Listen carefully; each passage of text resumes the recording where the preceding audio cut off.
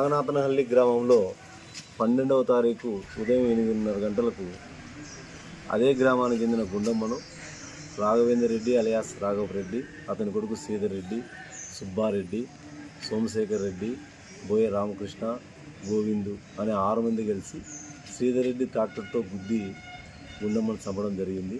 అదేవిధంగా పురుషోత్తం రెడ్డిని కూడా చంపాలన్న ఉద్దేశంతో కర్రలతో కొట్టి గాయపడటం జరిగింది.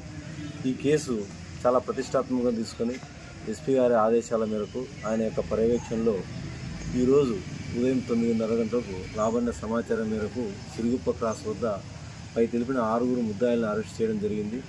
వారు నేరాన్ని మా పెద్ద మనుషుల సమక్షంలో అంగీకరించినారు.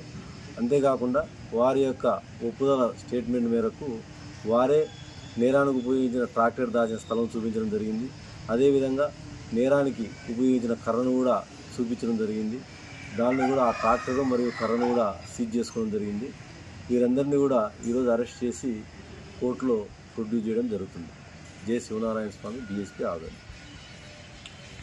ప్రధాన కారణం అదే గ్రామంలో గుండమ్మకు మరియు రాఘవరెడ్డికి ఉండే పొలం తకరారు. 2019లో రాఘవరెడ్డి బంధువైన తిరుమలమ్మ నుంచి గుండమ్మ కొడుకు పేరు మీద 4 ఎకరాల పొలం కొన్నది.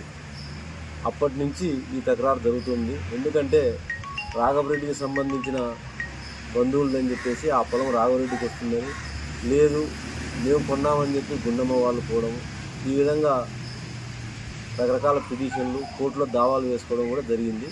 ఈ హత్య జరగడానికి ప్రధాన కారణం ఆ పొలం తకరారు.